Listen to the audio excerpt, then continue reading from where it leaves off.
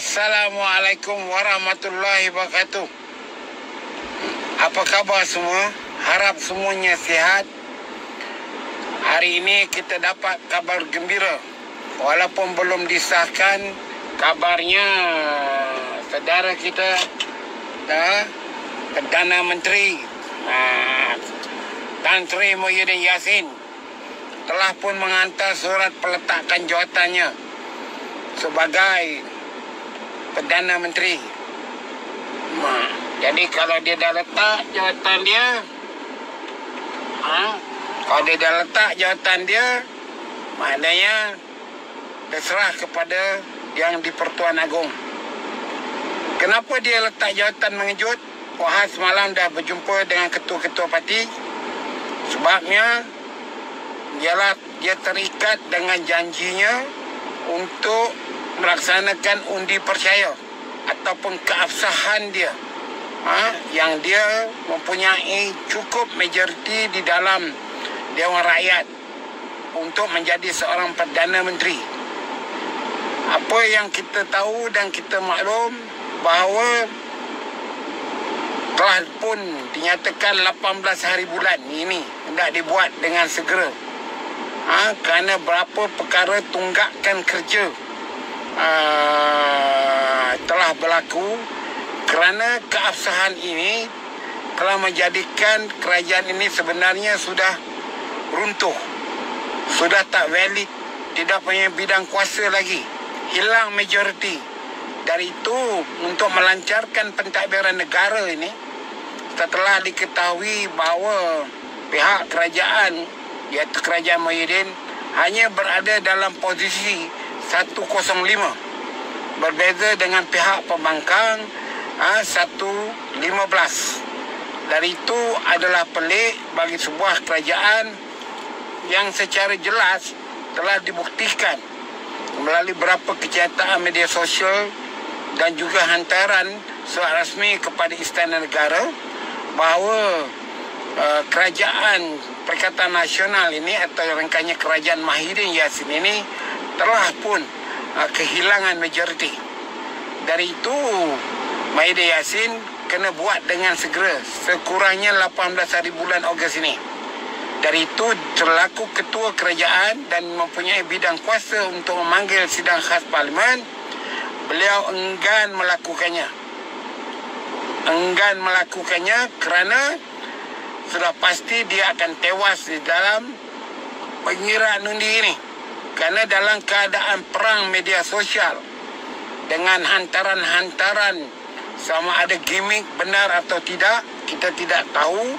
Tetapi serangan media sosial dalam bentuk cyber, perang urat saraf yang membangkitkan ada usaha untuk membeli undi dengan call sign dia durian, ataupun kod dia durian, 30 juta, maka setiap orang sekarang amat bimbang untuk menzahirkan secara rasmi untuk menyokong kerajaan Muhyiddin ini. Kerana dalam keadaan sekarang, barang siapa yang buat pengumuman menyokong Muhyiddin Yassin secara otomatiknya, secara cepatnya boleh ditafsirkan sudah menerima habuan durian. Ini kalau berlaku, bukan saja hilang maruah diri ahli parlimen itu, tetapi kaum keluarganya berketurunan.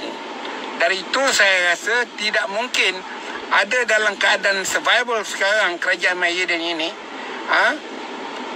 dalam keadaan genting, di hujung tanduk ini, ada orang yang nak umumkan dia akan menyokong Muhyiddin. Lagipun Muhyiddin perlukan sekurang-kurangnya 10 orang. Dia ada 15, jadi kita nak naikkan 115, 10 orang. Siapakah 10 orang itu yang boleh membuat kenyataan? DAP 42 kekuatan tak mungkin. Mereka kuat dengan iktizam mereka. Kemudian Amanah dengan 11-nya kemungkinan juga tidak. Pejuang dengan 4-nya kemungkinan juga tidak. Warisan dengan 8 kekuatan dia pun kemungkinan tidak. Semua orang sekarang ini ialah memandang ataupun fokus kepada PKR yang mempunyai lebih kurang 35 kursi ini. 35 kursi.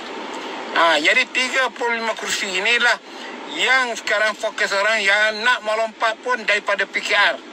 Kerana kemungkinan mereka merasakan jika duduk dalam PKR pun tak dapat apa-apa, baik menyokong kerajaan Muhyiddin, dapat juga duit durian 30 juta. Barisan Nasional ataupun UMNO khasnya dah jelas 14 orang konsisten mematuhi keputusan parti. Mungkin 14 orang ini masih lagi berminat untuk bertanding di atas tiket UMNO, maka dia membuat keputusan awal supaya yang 23 orang lagi ataupun 24 orang lagi, kita semua 37 campur 1, 38, masih lagi berdolak dalih. Tetapi hari ini jika Muhyiddin atau besok atau lusa peletakan jawatan diterima, mereka yang tidak membuat pendirian menyokong kerajaan, tidak menyokong kerajaan Perikatan Nasional ini, tetap dianggap sebagai pengkhianat UMNO, main dua kolam, opportunist politik dan melanggar perlembagaan parti.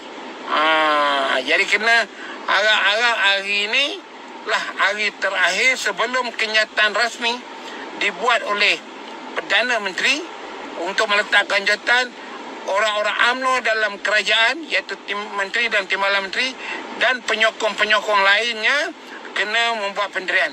Kalau tidak, UMNO kena mengambil tindakan kepada mereka. Kalau tidak ada tindakan pun, kita tidak akan bagi mereka peluang bertanding dalam pilihan raya yang akan datang. Itu pandangan saya. Jadi itu sajalah tuan-tuan, dalam masa yang terdekat ini kita melihat dari segi perlembagaan. Jadi sekarang ada soalan, siapa bakal jadi Perdana Menteri? Saya nak bercakap, saya bukan pakar perlembagaan ataupun undang-undang, tetapi knowledge yang saya ada, kerajaan hari ini jika letak jawatan yang di Pertuan Agong, dahulukan dulu Ketua Pembangkang. Memberi tawaran kepada Ketua Pembangkang untuk menubuhkan kerajaan. Maka Ketua Pembangkang mesti menunjukkan sokongan ahli-ahli parlimen dia. Kita sedia maklum, pihak pembangkang juga tidak mencukupi majoriti jika UMNO tidak berkombinasi. Jadi bagaimana nak diatasi benda itu? Dari itu, untuk mengelakkan berlaku pilihan raya, UMNO jangan berdolak dalih, konsisten. Kita gunakan formula DAP di Perak, kerajaan boleh ditubuhkan, kita tidak membantah, tetapi UMNO tidak terlibat sehingga pilihan raya yang akan datang. Maknanya kingmakernya kepada 15 orang ahli parlimen UMNO ni. Kalau dia menarik sokongan, maka kerajaan Pakatan Harapan ke atau apa pun akan jatuh dengan sendirinya. Dari itu, untuk bagi kepada rakyat masa selama 6 bulan atau 7 bulan sehingga kalaulah benar kerajaan baru boleh meredakan jumlah jangkitan COVID 20,000 ni jadi 5,6,000, 36,000, maka kita tidak ada sebab untuk tidak menyokongnya. Jadi soal yang pokok sekarang, UMNO mesti mempunyai satu pendirian politik, bukan terlibat dalam jajaran baru. Jadi itu sajalah yang saya nak katakan. Siapa bakal Perdana Menteri? Kalau orang tanya saya kata konvensinya yang di Pertuan Agong kena panggil Ketua Pembangkang. Seperti mana yang saya tulis, waktu Benjamin kalah dan Netanyahu, Perdana Menteri Israel, Presiden Israel panggil Ketua Pembangkang dulu. Tetapi Ketua Pembangkang menolak tawaran jawatan Perdana Menteri, sebaliknya bagi kepada rakan kongsinya dalam pembangkang jadi Perdana Menteri dengan perjanjian setiap mereka ada masanya, iaitu apa dipanggil, mereka akan bergilir bagi jawatan itu. Bagi jawatan itu antara Ketua Pembangkang dengan Perdana Menteri baru yang dilantik. dari itu kita di Malaysia juga saya rasa UMNO juga boleh kompromi begitu. Antara Ketua Pembangkang dengan Presiden UMNO untuk bergilir. Tetapi dalam keadaan bergilir ini, UMNO tidak boleh memegang jawatan apapun di dalam kerajaan, termasuk pengurusi JLC. Ini kena faham. Jadi itu yang penting kita melihat. Jadi negara sekarang ini berdepan dengan masalah cabaran yang besar. Jadi pada saya, jika tidak ada kesepakatan antara puak pembangkang 115 ini yang telah menjatuhkan kerajaan Mahidin Yassin ini, maka barulah datangnya kerajaan interim ataupun Perdana Menteri interim ke arah pilihan raya. Mana Perdana Menteri yang interim ini di samping meneruskan pentadbiran awam yang biasa, perjalanan kerajaan yang biasa, dasar-dasar yang ada atau menambah dasar baru, tugas dan fungsinya yang penting ialah untuk mengadakan pilihan raya dalam masa kurang daripada 6 bulan untuk membolehkan kita berdepan dengan pilihan raya umum. Ya, jadi kalau ada cadangan untuk meletakkan Tengku Razali sebagai Perdana Menteri interim, ia adalah pilihan kedua. Pilihan pertama ialah kepada Ketua Pembangkang. Jika pelantikan Ketua Pembangkang tidak dipersetujui dalam blok pembangkang, maka yang di-Pertuan Agong boleh melakukan pelantikan Perdana Menteri interim. Jadi untuk makluman tuan-tuan, kelebihan dia, apabila Perdana Menteri letak jawatan dalam bentuk surat kepada Istana Negara, maka pembubaran Parlimen tidak boleh dilakukan. Di dalam perlembagaan menjelaskan jika Perdana Menteri di dalam Parlimen menghadapi undi tidak percaya, maka dia ada dua pilihan. Sama ada letak jawatan atau membubarkan Parlimen dan dia masih lagi Perdana Menteri caretaker. Jadi ini kena dipahamkan betul-betul oleh semua pendengar kalau tidak memahaminya. Jadi soal isunya sekarang ialah dia meletakkan jawatan. Maka tak timbul soal dia berhak untuk membubarkan Parlimen. Kecuali 18 hari bulan ini dia berdepan dengan undi tidak percaya dan dia kalah, dia ada dua pilihan. Pilihannya meletakkan jawatan, orang lain jadi Perdana Menteri. Membubarkan Parlimen, dia menjadi Perdana Menteri caretaker sehingga pilihan raya itu berlangsung. Sama ada dia kalah atau tidaknya. Jadi saya faham dengan penjelasan saya ini, tuan-tuan dan perempuan yang menonton live saya akan faham. Sekian, terima kasih. Assalamualaikum warahmatullahi wabarakatuh.